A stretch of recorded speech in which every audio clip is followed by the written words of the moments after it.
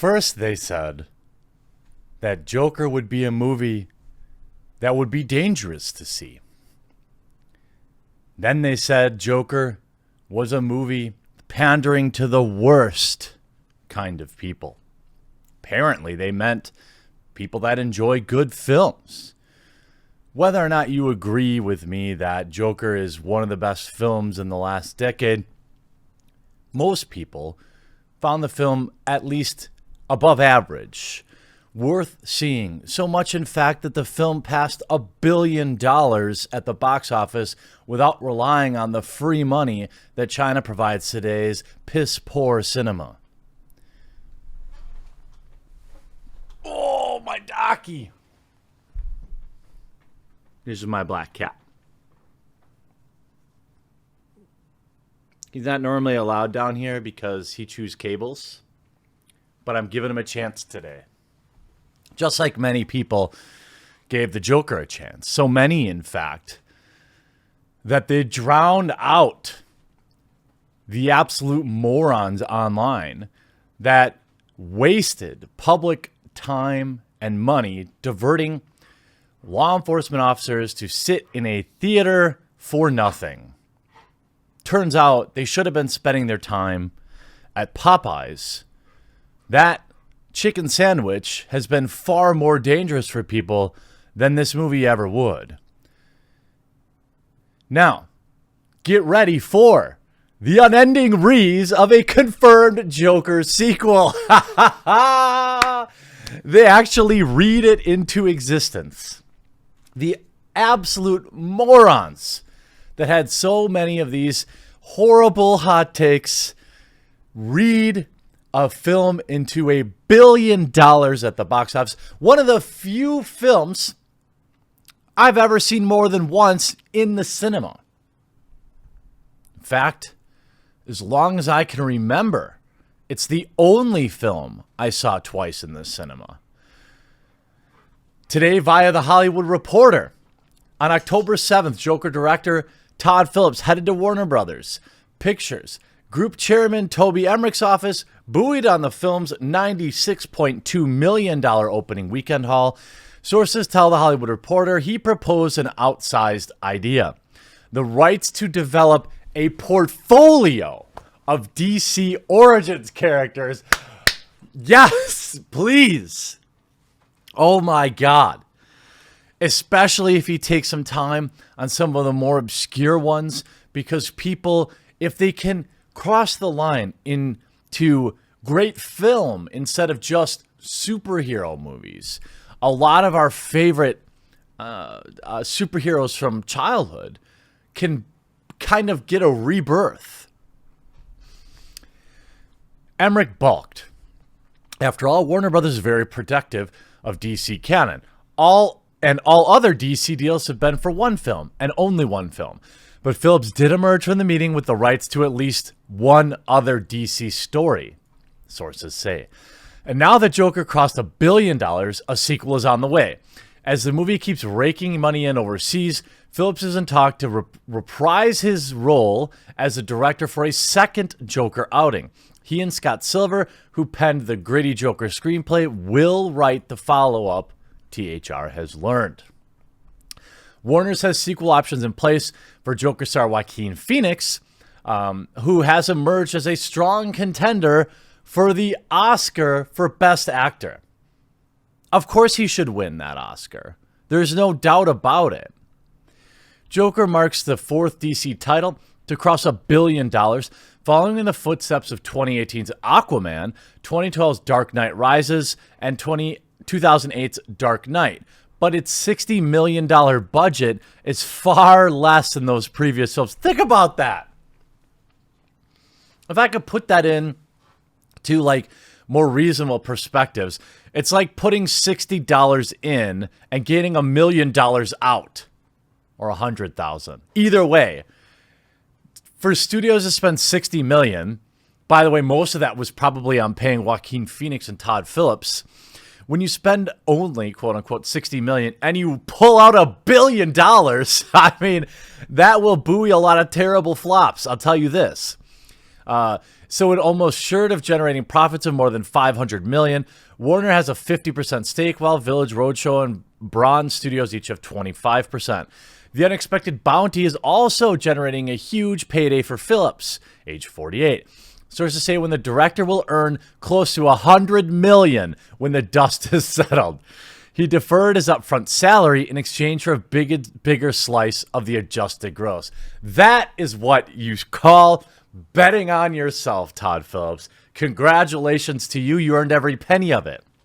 In fact, the deal is similar to the one he struck with Warner's before the first Hangover movie, which went on to earn a surprise $467 million worldwide in 2009 off a $35 million budget. The trilogy took in $1.4 billion. With Joker, Phillips already toyed with the idea of Bruce Wayne's origins. A letter written by mother of Arthur Fleck, aka Joker, implies the two are half-brothers. But Penny Fleck might not have been telling the truth, given the Fleck family propensity to imagine things that haven't taken place. Still, he won't be exploring Batman's backstory. The task is already in the hands of writer-director Matt Reeves, whose The Batman series, starring Robert Pattinson, is coming to theaters June 25th, 2021. Ditto for Wonder Woman, whose adolescence on the hidden island of Themyscira, probably mispronounced that, was laid out by screenwriter Alan Heinberg in Patty Jenkins' 2017 film, which grossed $821 million. A lot of men went and saw Wonder Woman. Shocking. It's funny, and I've got a video a little bit later today about the director of Charlie's Angels Meltdown, because it's pretty epic. She implied that, well, men don't want to see women, but in the face of these huge successes like Captain Marvel and Wonder Woman, those don't count. Those don't count, she says. It's going to be a great video later, because the salt. Oh, I'm so happy. Now, I am nervous in what else happens here with Joker. I don't necessarily. I suppose Todd Phillips could explore, everything that happens to him in the facility and maybe how he gets out.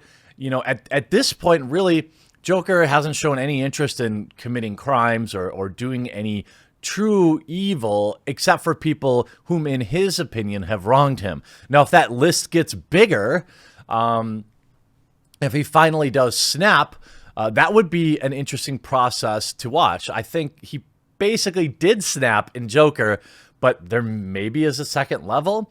I'm not sure. I don't want to speculate.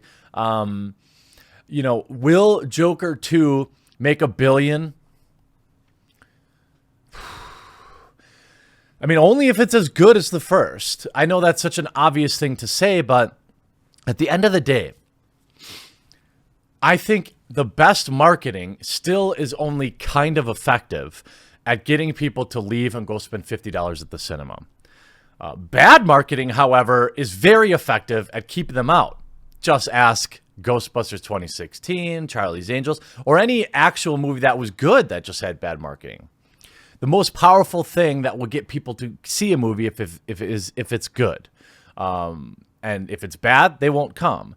Now, if Joker gets a release in China, which I am certain, why wouldn't they? It's like, hey, do you want another free $400 million? Okay. Joker 2 could release simultaneously in China, which might change the box office numbers. But, I don't even really care. As for DC villain origin story, what about Penguin or Scarecrow? These would be, I think he should focus on the villains.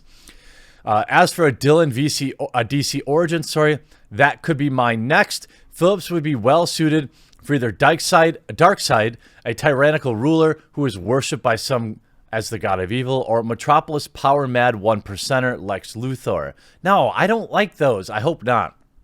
I hope that it's a better villain, like the Penguin would be good. So Joker laughs his way to global dominance, even without China. See, that's the thing that a lot of people are glossing over, is the fact that if you look at the international market. It's always 2 to 3 times bigger than the domestic. We can see here 322 million domestic, 700 million international, equaling 1.02 billion. Now the film will probably, let me squeak out maybe 1.15, only another 100 million. I don't know. But nonetheless, I mean, the movie made 6.5 million in Saudi Arabia, 3 million in Egypt, 8 million in United Arab Emirates, Azerbaijan. I don't know where that is. 300K. Poland, 10 million. Italy. I mean, you throw China in here, and this movie has a chance to make $1.5 billion. Australia, first week haul of nearly 10 million, set an October opening record. Now, of course, we know that it's going to be the unending Rees when we look at a place like Mary Sue. Todd Phillips working on more DC origin stories with Joker sequel in the works. Well, despite director Todd Phillips saying he wanted to wait to see if the muses inspired him, well, he's got 100 million muses to inspire him. Sources tell The Hollywood Reporter that riding on the coattails of the Joker box office, Phillips proposed the idea to develop a portfolio. We already know this. I have made my feelings on the Joker very clear. And while part of me is glad for DC to have this win, here we go. At the same time, both Aquaman and Shazam are the kind of movies I wish would have become the template for DC movies. Look, Aquaman, I never even saw it. Had no interest in a Fishman movie. I probably missed a good film. That just wasn't interested in them. Shazam, I saw and was pretty good. It was a very a family friendly kind of superhero movie. It had a little message. It had a kind of a warm ending. It felt like the old TGIF, like a Full House episode, but a superhero movie. It had a lot of laughs. It had some stress for sure. And Shazam will most definitely get a sequel as well, and I'll see that too. I like the little. I don't want to spoil the ending if you haven't seen it, but there is a bit of tie-in. Anyway, beyond the writing and the themes, I don't want the main kind of DC comic movie to be that is popular to be the noir style, Christopher Nolan-esque, realistic, gritty movies. Yeah, a billion people disagree. I've heard so many people who hate comic book movies say that they love the Joker because it's so, quote, realistic. And I'm just like, it's a comic book movie. It literally has a Batman story in it. Additionally, I'm not sure what, of course it's, oh my God. There's actually nothing that happens in that movie that isn't unrealistic. Everything in that film could and does happen all the time. Additionally, I'm not really sure what other DC villain origin story would work for Phillips. Maybe Lex Luthor or Maxie Zeus. Are you kidding me? There's a whole bunch of them. I'm telling you, if he does Scarecrow, that could be a huge movie too, because Scarecrow is somebody that we don't really know an awful lot about. We don't know, he did appear. People will know him because he was in the Dark Knight series, but we don't know a ton about him. I think that would be an excellent one. The Penguin would also be good simply because so many people know him. The thing with the Penguin, like the Danny DeVito Penguin, he's kind of a goofball, but if you grew up with Batman and the DC television shows, you knew who Penguin was. You knew he was the bad guy. The Riddler, there's that Jim Carrey abomination. But I mean, these are, why is nobody even mentioning these? If the thing he enjoyed about the Joker was how realistic the movie could be, then it really limits any villains that aren't going to be in Matt Reeves' upcoming Batman film anyway. What do you mean? Scarecrow, a guy like poisoning the water supply or doing this type of stuff. All this is very realistic. This must be written by people that obviously don't have any idea about DC. Also, I want him as far away from Harley Quinn and Poison Ivy as possible. I'm hoping that Birds of Prey will be the film that really works to defy how the future of some of these movies go. Birds of Prey is going to flop. Are you joking me? The movie looks awful. I'm sorry if you're excited about it. As I've always said, I like Paul Blart Mall Cop. Okay, so your taste is your taste. This is why I don't really do movie reviews, because I don't like to make people feel bad about something they like. But I don't think Birds of Prey is going to rake in $1 billion at the box office. That's just the feeling I get. If Birds of Prey does well, that means that the second female-led comic book movie directed and written by women can do well. Okay, so it's about women and women only. What a surprise. I think that's where we'll leave it today. I hope you enjoyed today's video. I look forward to seeing you at the Joker 2. We'll talk to you again real soon. Oh, my little lady. Oh. Well, as I was uploading this video, Deadline put out, apparently there's a feud between Deadline and the Hollywood Reporter. I don't know, and I don't care. Deadline put out this article that says, "Don't dress for the Joker sequel yet. Insiders says Todd Phillips never pitched origin film series on other DC characters." Those sources add, Joker sequel news that hit the trade today is great clickbait, but multiple insider sources say that while a sequel to the billion-dollar grossing film is obvious, likely eventually, that makes all the financial sense in the world. At this point, there's no deals for the sequel, nor even any negotiation with director Todd Phillips or his co-writer Scott Silver. That's it? Just another insider refutes it? I mean, I don't know.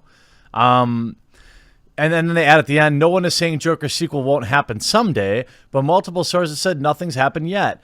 And Todd Phillips and co-writer Scott Silver have made no real moves to draft the further dark rise of Joaquin Phoenix's Arthur Fleck character, or even to make a deal to do that. Well, it'll be interesting. I tend to think that I'm going to go ahead and be convinced that it is happening at this point. All that we're really waiting on is an official announcement. But I did want to add this to the end. There is some question, but this could just be an opportunity for Deadline to try and discredit the Hollywood Reporter, because the Hollywood Reporter have sources and they've been right before significantly. Deadline's had some good leads too. This could just be the two, sparring a little bit, but I'm going to say the film's probably happening.